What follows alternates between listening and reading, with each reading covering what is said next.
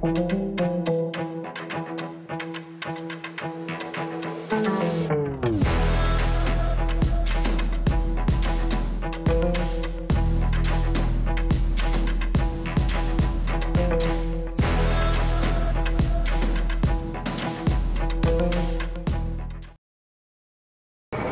ba'du, ma'asyiral muslimin yang dimuliakan Allah Subhanahu wa taala. Pembahasan masih membahas tentang tanda-tanda dari tanda-tanda kiamat besar. Dan sering saya katakan bahwa tanda-tanda kiamat besar itu berbeda dengan tanda-tanda kiamat kecil. Kalau tanda-tanda kiamat kecil terkadang datang kemudian lenyap, kemudian datang kembali, kemudian lenyap, dan begitu seterusnya. Tapi kalau tanda-tanda kiamat besar sekali muncul, maka tidak akan berhenti. Dari satu tanda ke tanda kedua, dari kedua ke tanda ketiga, sampai kiamat dibangkitkan. Artinya kalau sudah muncul tidak bisa dihentikan. Karena tanda kiamat besar ini yang setelahnya ada hubungan dengan yang sebelumnya. Dan kembali kita menjelaskan dari tanda-tanda kiamat besar yang selanjutnya, dabbatun minal ardh, binatang yang melata yang muncul dari perut bumi dan bisa bicara. Bagaimana sifat binatang ini? Di mana binatang ini muncul? Apa saja tugasnya? Kemudian bagaimana bermuamalah dengan manusia di akhir zaman? Dan bagaimana wafatnya? Inilah yang kita akan bahas tentang dabbatun minal ardh. Ma'asyiral muslimin yang dimuliakan Allah Subhanahu wa taala, saya akan mulai dari membaca firman Allah Azza wa Jalla dalam surat An-Naml ayat 82. Allah Subhanahu wa taala berfirman, "Wa idza waqa'al qawlu 'alaihim akhrajna lakum dabbatan minal ardh tukallimuhum anna an-nasa kanu bi ayatina la yuqinun." Apabila telah tetap ketetapan Allah Subhanahu wa taala terhadap mereka, maka kami akan keluarkan kepada mereka binatang yang melata yang keluar dari perut bumi, tukallimuhum, yang mengajak bicara kepada mereka, anna nasa, bahwa manusia, kanu bi ayatina la yuqin, mereka dengan ayat-ayat kami tidak yakin. Inilah dalil tentang adanya dabbatun minal ardh fi akhir zaman, adanya binatang melata yang keluar dari perut bumi di akhir zaman. Dan ini tanda-tanda muncul 2 hari, ada yang mengatakan 3 hari setelah munculnya matahari dari arah barat. Jadi tanda-tanda ini muncul langsung setelah terjadinya matahari terbit dari arah barat. Artinya taubat manusia sudah tidak diterima. Karena para ulama mengatakan bahwa syarat diterima tobat itu salah satunya adalah bicara tentang waktu. Kalau seandainya nyawa manusia belum sampai di tenggorokannya, maka tobat manusia masih diterima. Karena Allah Subhanahu wa taala berfirman, "Kalla idza balagatit taraqi wa qila man rah." Ingatlah ketika nafas sudah di kerongkongan, di tenggorokan kita ini, siapa yang akan bisa meruqyah, artinya mengobati, mengembalikan nyawa itu kembali ke jasadnya? Tidak mungkin dan mustahil. Karena ruh seseorang itu dikeluarkan dari mulutnya, kemudian pandangan mengikutinya. Makanya setiap orang yang mati itu dipastikan melotot matanya, maka disunahkan untuk ditutup supaya tidak menakuti manusia. Artinya kalau seandainya nyawa sudah di kerongkongan, artinya sudah dekat keluarnya. dan ketika itu tidak ada yang mampu untuk mengembalikan ruh ke dalam jasadnya. Lah ketika nyawa berada di kerongkongan itu, maka tobat siapapun tidak mungkin diterima. Makanya Fir'aun ketika dia berusaha untuk bertobat, kemudian berteriak, amantu bima amanat bihi Banu Israel, aku beriman dengan apa yang diyakini Bani Israel terhadap Musa alaihi salatu wassalam. Allah subhanahu wa ta'ala tidak menerima tobatnya Fir'aun karena nyawanya sudah di kerongkongan. Maka Nabi SAW mengatakan, innallaha yaqbalu taubata abdin ma lam yughargir. Allah itu masih menerima tobatnya seorang hamba sebelum nyawanya di kerongkongannya.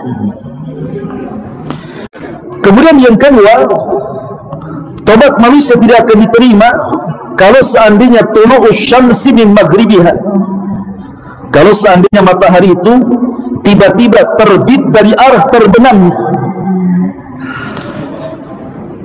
Makanya kemarin kita sudah ceritakan bagaimana matahari itu terbit dari arah barat. Kita tahu bahwa ketika manusia tertidur, kemudian mereka lelap tertidur, ketika sampai di waktu subuh, orang-orang yang beriman mereka masih bangun dan masih melaksanakan aktivitas mereka, salat subuh berjamaah ke masjid. Tapi orang-orang kafir dan munafik, mereka terlelap dalam tidur-tidur mereka. Ketika di pagi hari manusia semua terbangun, matahari tidak muncul. Kemudian mereka tunggu sampai waktu zuhur, matahari juga tidak muncul. Kemudian mereka tunggu sampai waktu asar, matahari juga tidak kunjung muncul. Padahal langit cerah, langit tidak sedang hendak hujan, artinya tidak sedang mendung. Langit betul-betul cerah, tapi tidak ada matahari. Ketika kemudian waktunya matahari terbenam, justru muncul. Dari arah terbenamnya, tiba-tiba matahari muncul dari arah barat. Semua manusia menangis. Semua manusia menangis, mukminnya, kafirnya, fasiknya, salehnya. Tidak ada manusia kecuali mereka menangis. Sampai di antara mereka ada yang kehabisan air mata karena penyesalan mereka tidak bertobat sebelum matahari ini muncul dari arah barat. Tapi apalah gunanya bertobat? Sehingga manusia pun, seandainya para penyembah berhala itu melemparkan berhala-berhala mereka, kemudian mereka bertobat tidak menyekutukan Allah Azza wa Jalla, tidak ada gunanya tobat. Makanya ketika terbit matahari dari arah barat, maka berhentilah seluruh aktivitas dakwah. Berhentilah para ustaz mengajar, para dai berdakwah, manusia-manusia baik untuk mengajak manusia bertobat, karena percuma, tidak ada gunanya, sama sekali tidak ada gunanya. La yanfa'u nafsun imanuha, karena iman seseorang tidak ada gunanya lagi. Dari sini ma'asyar muslimin, terbitnya matahari di arah barat itu 3 hari berturut-turut. Baru setelah itu 2 hari setelahnya muncul dabatun minal ardh wa idza waqa'al qaul 'alaihim akhrajna lahum dabbatan minal ardh tukallimuhum anna an-nas kanu bi ayatina la yuqin. Dan apabila telah datang ketetapan Allah kepada mereka, maka kami keluarkan kepada mereka binatang melata yang keluar dari perut bumi, yang mengajak bicara manusia bahwasanya manusia mereka tidak pernah beriman dengan ayat-ayat kami. Makanya ketika binatang ini muncul, ada orang yang salat, kemudian binatang ini menunggu sampai orang itu selesai salat. Ketika selesai salat, tiba-tiba kemudian dia berpaling, di hadapannya ada dabatun minal ardh, Tiba-tiba binatang ini bicara, al-an tusalli ya Abdullah, sekarang kau solat wahai hamba Allah. Kemana saja engkau sebelummu? Karena solat ketika itu tidak ada manfaatnya lagi. Taubat sudah tidak diterima oleh Allah Azza wa Jalla. Artinya mereka hanya membawa amalan sebelum matahari terbit saja, dan tidak bisa menambah amalan lagi, karena berhenti taubat sampai di sini. Ma'asyiral muslimin yang dimuliakan Allah Azza wa Jalla, Abdullah ibn Mas'ud radhiyallahu anhu ketika memberikan catatan kepada ayat surah An-Naml 82 ini, wa idza waqa'al qawlu 'alaihim, apabila telah datang ketetapan Allah kepada mereka.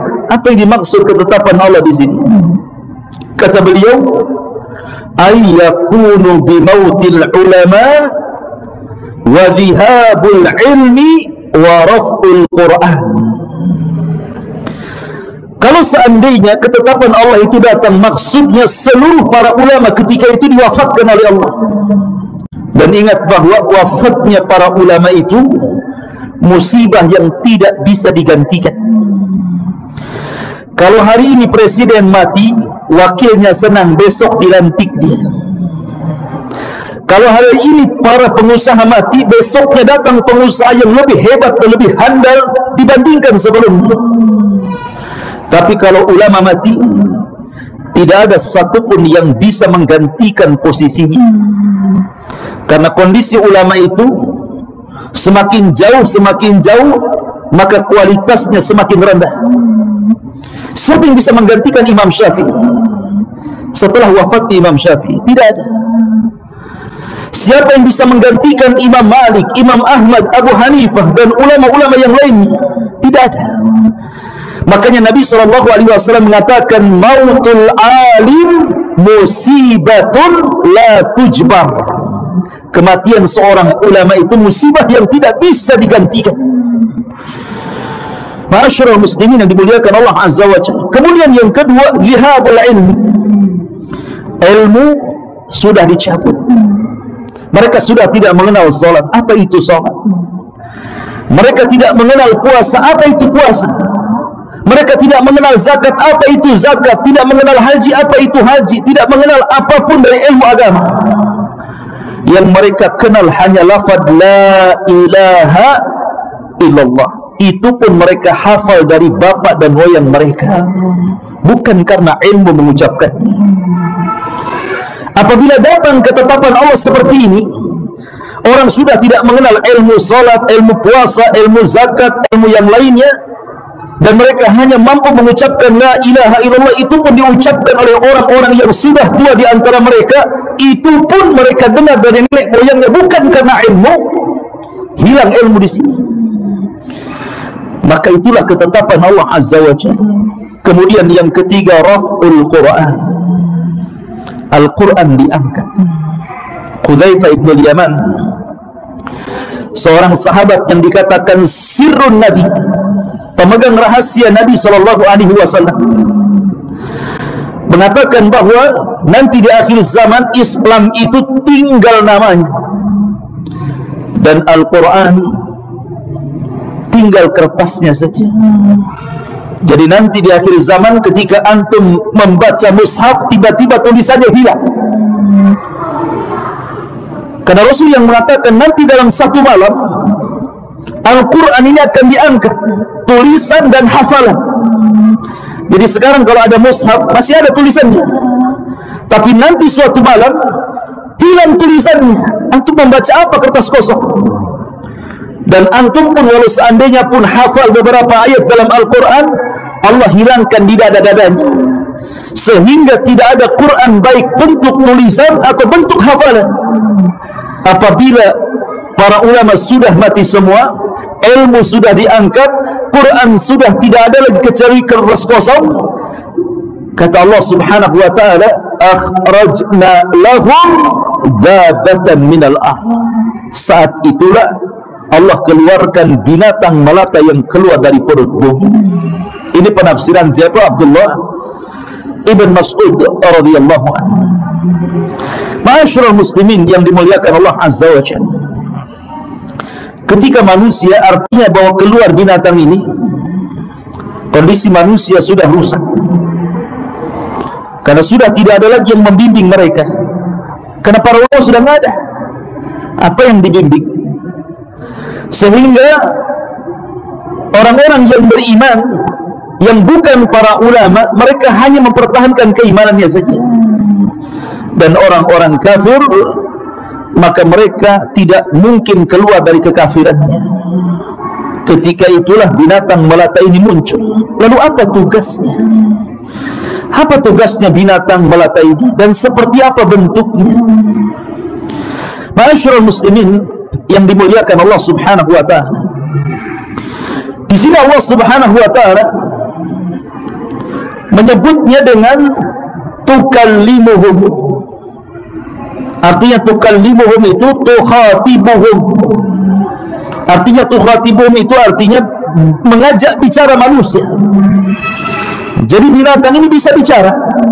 Jadi tugasnya adalah mengajak bicara manusia. Dalam sebuah hadis, walaupun dikritik riwayatnya, tapi masyhur bahwa binatang ini membawa tongkat Sulaiman, tongkat Nabi Musa dan cincinnya Sulaiman. Adapun tongkat itu digunakan untuk memukul muka orang-orang kafir sehingga menjadi gosong, menjadi hitam.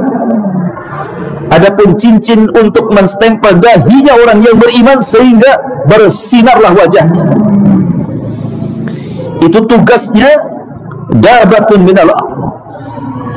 Jadi ada dua penafsiran, maksudnya tukhatibuhum, tukallimuhum atau taklimuhum, artinya menstempel. Ada dua qiraah di sini. Tukallimuhum ngajak bicara, taklimuhum menstempel.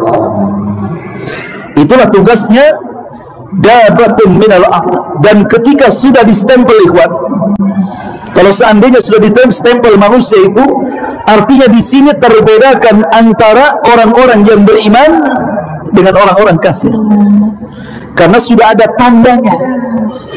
Kalau sekarang kan kita tidak bisa membedakan mana mukmin mana kafir, kan? Namanya ada non muslim pakai baju koko, pakai gamis, disangka orang muslim. Bisa saja dia non muslim, kan? Atau mungkin sebaliknya. Artinya kalau sekarang tidak bisa dibedakan. Kita masuk warung saja, kita tidak bisa dibedakan mana halal mana haram. Apakah yang masak ini muslim ataukah ia tidak muslim gitu ya. Terkadang ada beberapa restoran itu kita masuk bingung ini halal apa haram, syubhat jadinya. Tapi nanti di akhir zaman orang bisa dibedakan. Dalam riwayat Allah angkat nama-nama mereka karena terbiasa panggilan mukmin dan kafir sehingga orang sudah lupa nama aslinya. Sehingga panggilan mereka di pasar-pasar itu, panggilan mereka hanya ya mukmin wa ya kafir. Ya mukmin wa ya kafir. Jadi kalau jual beli itu berapa min? Segini fir. Tidak ada lagi nama. Mukmin kafir, mukmin kafir. Ya. Nama sudah lenyap di situ. Jadi panggilannya itu ya mukmin yang kafir, anehnya tidak tersinggung. Di zaman itu walaupun yang kafir dikatakan ya kafir, tidak tersinggung. Seorang mukmin ya mukmin tidak tersinggung. Dan itu sudah biasa. Coba kalau sekarang tidak boleh ngomong kafir saja, tidak boleh non muslim. Sekarang nggak boleh bilang kafir, harus non muslim. Ya. Atau saudara kita dari lain agama, kafir itu keras. Padahal Quran yang mengatakan kul ya ayyuhal kafirun. Quran yang mengatakan kafir. Lam yakunil ladzina kafaru. Quran yang mengatakan kafir. Masa tidak boleh kita katakan si fulan kafir? Boleh dalam Quran itu. Ya mungkin kalaupun mau diperhalus non muslim, apa bedanya? Tidak ada bedanya. Mau kafir mau non muslim sama saja. Tapi bahasa Quran itu kafir. Ma'asyiral muslimin yang dimuliakan Allah Azza wa Jalla. Jadi tidak tersinggung di zaman itu lain dengan zaman sekarang. Yang anehnya yang tersinggung itu bukan orang kafir. Kalau orang kafir ya kafir, orang kafir ya tersinggung, mungkin tersinggung dia.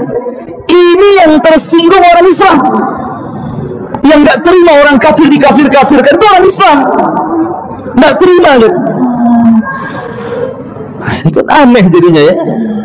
Kalau yang dikafirkan tersinggung, wajar. Tapi orang yang tidak disebut ya kafir, padahal jelas-jelas orang kafir, tersinggung dia.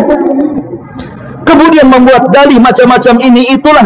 Subhanallah, Quran yang mengistilahkan ya kafir. Jangan dihapus bahasa ini dalam Al-Quran.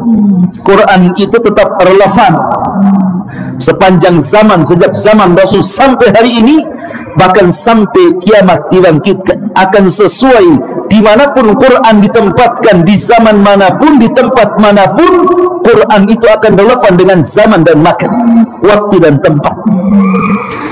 Masyaallah muslimin yang dimuliakan Allah Azza wa Jalla. Lalu seperti apa sifatnya binatang yang melata ini? Terjadi silang pendapat di antara para ulama tentang seperti apa bentuk daripada binatang yang melata ini. Disebutkan oleh para ulama, qad ikhtalafatil aqwal fi ta'yin naw'i hadhihi dabbati. Telah terjadi perselisihan ulama tentang penentuan jenis seperti apa sebenarnya binatang yang melata yang keluar dari perut bumi di akhir zaman itu. Faminhum man qala, di antara mereka para ulama yang mengatakan annaha fasilatu naqati salih. Ada yang mengatakan bahwa binatang yang melata itu adalah anak unta dari mukjizat unta Nabi Saleh. Ketika kaum Samud, kaumnya Nabi Saleh, datang kepada Nabi Saleh alaihi salatu wassalam dan mengatakan, ya Saleh, kalau engkau seorang Nabi, buktikan mana mukjizatmu. Kalau engkau membuktikan mukjizatmu, kami beriman. Maka saking cintanya Nabi Saleh kepada kaumnya akan keimanan mereka, maka Nabi Saleh mengatakan, kalau begitu kalian ingin apa? Maka kaum Samud mengatakan, keluarkan dari batu ini unta usyara. Unta tetapi usyara, usyara itu bunting 10 bulan. Unta yang bunting 10 bulan ketika keluar langsung melahirkan. Coba keinginannya kan. Maka Nabi Saleh alaihi salatu wassalam tidak menolak. Kemudian dia pun salat, kemudian berdoa kepada Allah Azza wa Jalla. Maka Allah kabulkan permintaan Nabi Saleh. Keluarlah dari batu, tiba-tiba batu itu retak. Kemudian keluarlah dari batu itu unta yang sedang bunting 10 bulan dan langsung melahirkan, disaksikan oleh kaum Samud. Maka kemudian Nabi Saleh alaihi wasallam memperingatkan unta ini, jangan diganggu. Kalau sampai kalian ganggu, azab akan menimpa kalian. Tapi apa yang terjadi? Fakazzabuhu fa'aqaruha. Maka mereka pun mendustakan ucapan Saleh. Akhirnya mereka pun menyembelih unta ini. Makanya Allah mengatakan ketika mentafsirkan kalimat ashqaha, maka diutus orang yang paling celaka dari kaum Samud. Siapa dia? Pertama Kidar ibn Salif, yang kedua Misra. Jadi ada dua orang yang paling celaka, namanya Misra dan Kidar ibn Salif. Dua orang ini yang membunuh unta Saleh. Ada dua orang wanita, satu orang kaya, satunya punya anak gadis cantik-cantik. Wanita ini sekongkol, kemudian menawarkan kepada anak-anak muda, siapa yang bisa membunuh unta Nabi Saleh, maka dia akan mendapatkan kekayaan dan akan dinikahkan dengan gadis cantik. Maka Kidar ibn Salif dan Misra datang, kemudian siap untuk membunuh untanya Saleh. Maka kemudian di malam hari mengajak yang lainnya, ada 9 orang dipimpin oleh Misra dan Kidar ibn Salif ini. Maka di malam itu mereka membunuh unta itu. Ketika anak unta itu melihat ibunya digorok oleh Kidar dan Salif ini, langsung lari berteriak, kemudian masuk lagi ke dalam batu. Dan unta itu setelah disembelih, dikuliti, dimakan rame-rame. Keesokan harinya mereka datang kepada Nabi Saleh memberitahu bahwa untanya sudah mati. Maka Nabi Saleh pun sedih. Kemudian mengancam, kalau kalian sudah mendustakan mukjizat Allah, tunggu 3 hari, Allah akan azab kalian. Mendengar ucapan Nabi Saleh, dikiranya ancaman biasa. Maka akhirnya Kidar dan juga Misra ini mengajak yang lainnya, orang-orang kampung yang tidak suka dengan Nabi Saleh. Malam itu setelah membunuh untanya, maka sekarang giliran membunuh Nabi Saleh dan keluarganya. Maka berangkatlah orang-orang ini yang hendak membunuh Nabi Saleh di malam itu. Allah takdirkan terjadi hujan batu dan menimpa semua orang yang hendak mencelakakan Nabi Saleh. Hujan batu ini menimpa kepada orang-orang yang hendak membunuhnya saja. Ini azab pertama. Kemudian setelah Nabi Saleh tahu bahwa orang-orang itu berbuat makar dan Allah azab mereka dengan dihujani batu, kaumnya mulai ketakutan. Berarti ini bukan main-main. Maka mereka pun mulai mengurung diri, mengunci diri di rumah-rumah mereka. Di hari pertama menguning wajah mereka, di hari kedua memerah wajah mereka, di hari ketiga menghitam wajah-wajah mereka, di hari keempat semua orang tidak sanggup berdiri kena setruk. Di hari kelima Jibril datang, kemudian berteriak dengan sekali teriakan, semua mati, tidak ada satupun yang tersisa kecuali Allah binasakan. Itulah kaum Samud. Ada yang mengatakan dabatun minal ardi itu adalah anak untanya itu. Anak unta ini kan selamat tidak dibunuh, yang lari ke dalam batu. Nanti di akhir zaman anak unta ini akan keluar, yang Allah firmankan, wa idza waqa'al qawlu alaihim akhrajna lahum dabbatan minal ard. Apabila telah datang ketetapan Allah kepada mereka, maka kami keluarkan binatang melata itu dari perut bumi. Maksudnya fasilatun naqitus salih, anak unta dari unta Nabi Saleh alaihi salatu wassalam. Ini pendapat yang pertama. Kemudian wa minhum man qala, dan di antara para ulama ada yang mengatakan annahal jassasah allati kanat tatahassasil akhbar lid-dajjal. Sebagian mereka mengatakan bahwa binatang melata itu adalah jassasah. Jassasah itu diambil dari kalimat jasus, artinya mata-mata. Dan ini pernah diceritakan oleh seorang sahabat, Tamim ibn Aus ad-Dari radhiyallahu anhu. Ketika belum masuk Islam, dia seorang Nasrani. Kemudian naik kapal dengan 30 anak buahnya dan dia nahkodanya. Kemudian kapalnya terhempas ombak sampai kemudian terhempas ke sebuah pulau. Ada yang mengatakan laut Yaman, ada yang mengatakan laut Syam. Sampai-sampai di Yaman itu ada namanya Pulau Socotra. Pulau Socotra, konon katanya Tamim ibn Aus ad-Dari ini terdampar di Pulau Socotra. Dan Dajjal ada di situ, konon katanya. Ini kan tidak ada buktinya, karena hadis tidak menjelaskan di laut mana. Ya. Tapi kemudian orang-orang Yaman, orang-orang awam, mereka mengatakan pulau itu pulau Dajjal, namanya Socotra. Tapi yang jelas bahwa tidak ada nas dan dalil yang menunjukkan pulau itu adalah pulau Dajjal yang ditemui oleh Tamim bin Aus ad-Dari radhiyallahu anhu. Maka tidak perlu disandarkan kepada pulau itu, karena tidak ada dalil. Ini perkara gaib masalahnya. Jangan coba-coba mentakwil. Karena ada sebagian ustaz yang selalu mengupas akhir zaman, sangat menentukan bahwa Dajjal itu ada di Pulau Socotra. Dari mana Anda dapatkan dalil ini? Dengan yakinnya dia mengatakan di pulau itu. Masyarul muslimin yang dimuliakan Allah Azza wa Jalla. Kemudian Tamim bin Aus ad-Dari ini ketika kemudian terdampar dan semua selamat, ada di pulau yang sangat menakutkan itu, masuk ke dalam hutan. Rupanya di tengah hutan dia ketemu dengan jassasa, binatang yang berbulu. Saking lebatnya bulunya, tidak tahu mana dulur mana kubur, mana belakang mana depan, tidak tahu. Saking lebatnya bulu itu. Yang anehnya dia bisa bicara. Kemudian bertanya, kepada Tamim dan juga anak buahnya 30 awak kapalnya dan mengatakan, dari mana kalian? Maka Tamim mengatakan, kami dari Arab. Kalau begitu kalian sudah ditunggu oleh seseorang. Sudah ditunggu oleh seorang. Tamim dari kagetlah, baru datang terdampar, tiba-tiba kalian sudah ditunggu oleh seseorang kan itu. Apa enggak takut dia? Binatang itu aja menakutkan.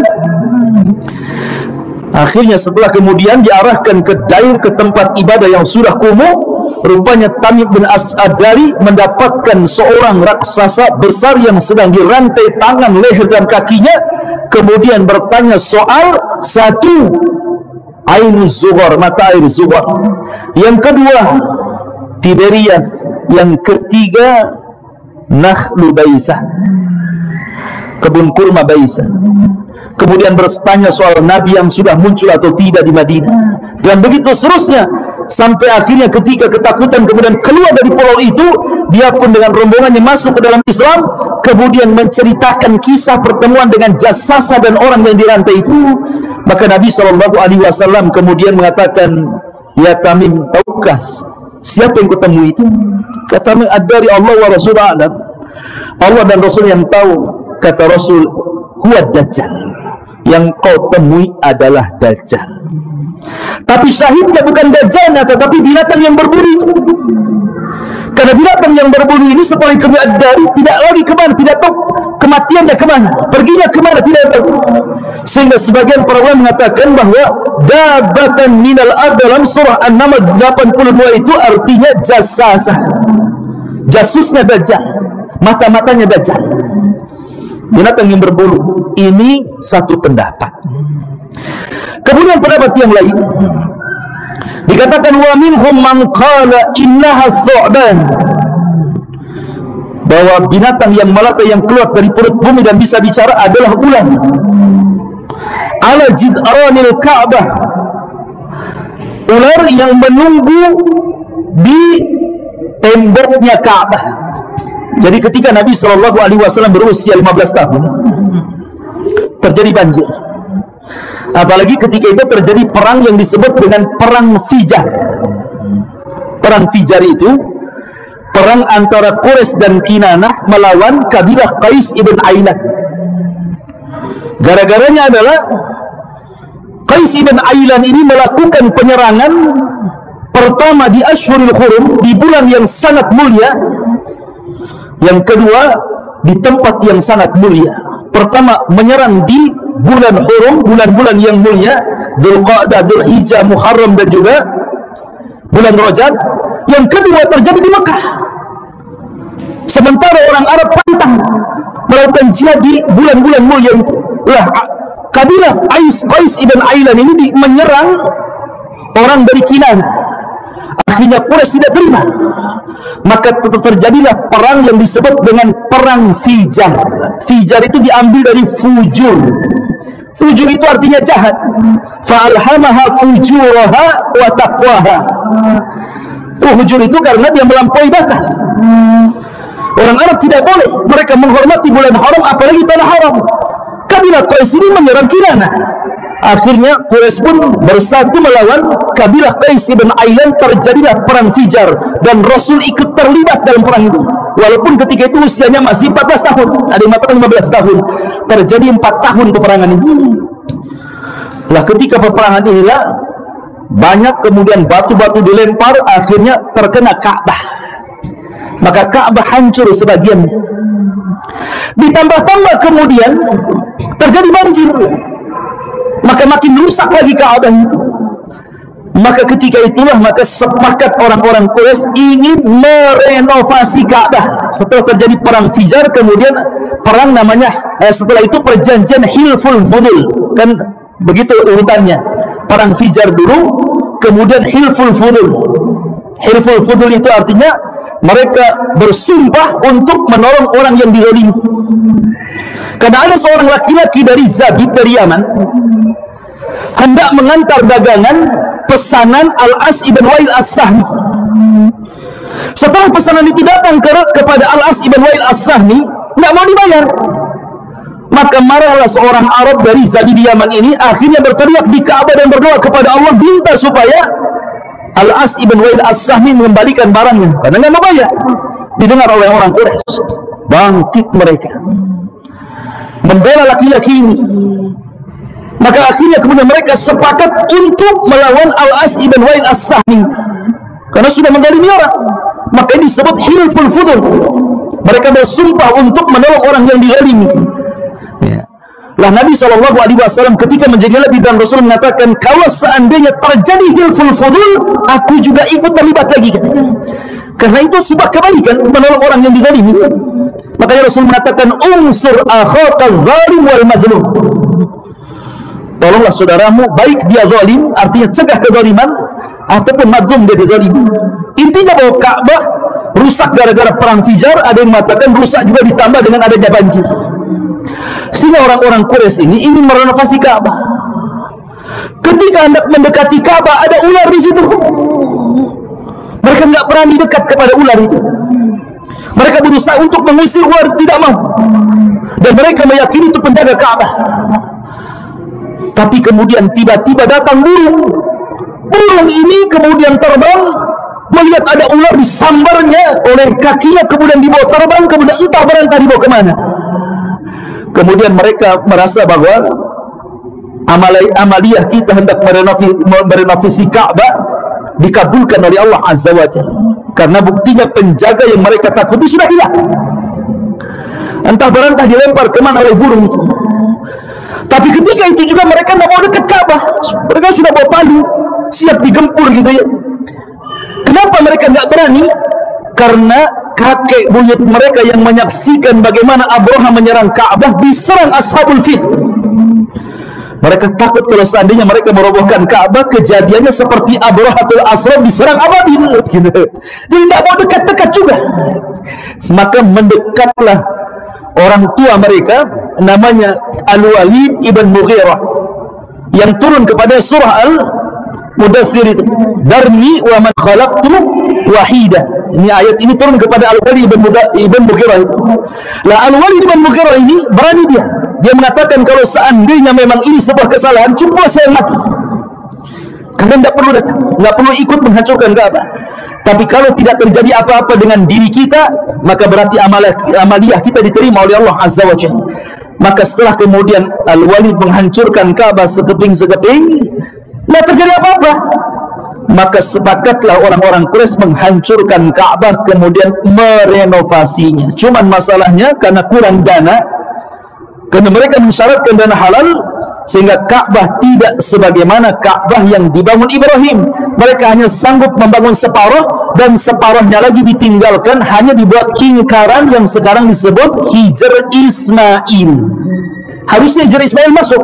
Makanya orang Turab tidak akan sampai di tengah Hijr Ismail dan Ka'bah, pasti melewati. Karena itu dalamnya Ka'bah di situ. Ya.